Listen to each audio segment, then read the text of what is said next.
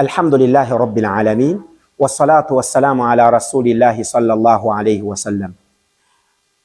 Buli muntu bw'aba asemberera kaseera ak'okufa ng'obulamu alibona buli kujja.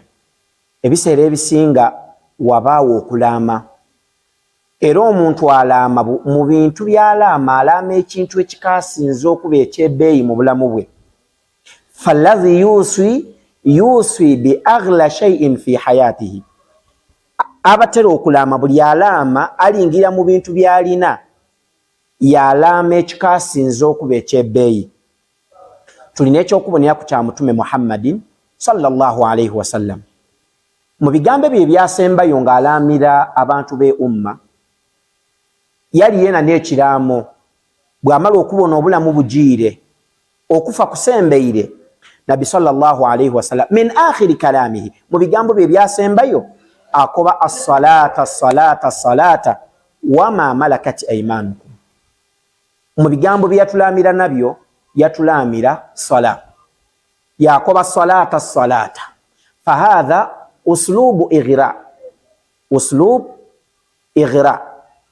uslubu eyo kulagira oba kukubiriza omuntu gw'oli kwogera naye okuba nga yeegema ku nsonga eyo y'oli kola ki, y'oli kuba nga oyogera. Nabi sallallahu alayhi wasallam uslubu gye yakoleza nti mwegeme ku swala, mwegeme ku swala, mwegeme ku swala.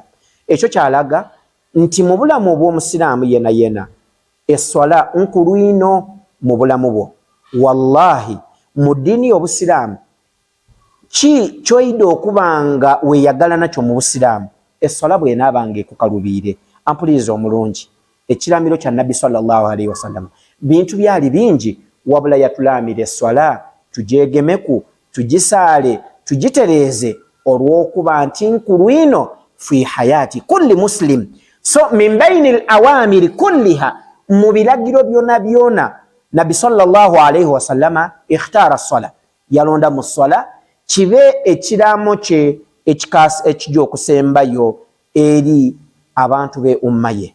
Yatulagira, yatukubiriza okuba nga twegema ku swala. Ensonga ey'okubiri wama malakat aymanukum, n'okuba nga tufeino ku bantu betutwala mu maka gaife. Ebiraamiro ebyo ebibiri musiraamu ampuliriza nkukubiriza nabyo okuba nga weegema ku swala n'okufaayo eno okulongoosa eri abantu b'okulembera waka, omuli abakazi, omuli abaana, longoosa gye bali mu mbeera yona yona, mu kuba nga obabeera ku mu mbeera daabwe edda duniya n'okubabeera ku mu mbeera daabwe edda akhira. Ku anfusakum wa ahlikum naara, mwe beene mwetangire, mutangire n'abantu baimwe okuba nga mwingira omuliro. Nga bw'ofa ku bantu bo ku nsonga edda duniya mu kubagulira emmere naki Nabi sallallahu alayhi wasallam yakukubiriza okuba nga obafiira ku irala ebya duniya n'ebya akhira okuba nga obifaako ino. Neyanziza ino mwebali kumpuliriza. Barakallahu fikum wa jazakumullahu khaira wa ahsanallahu ilaykum.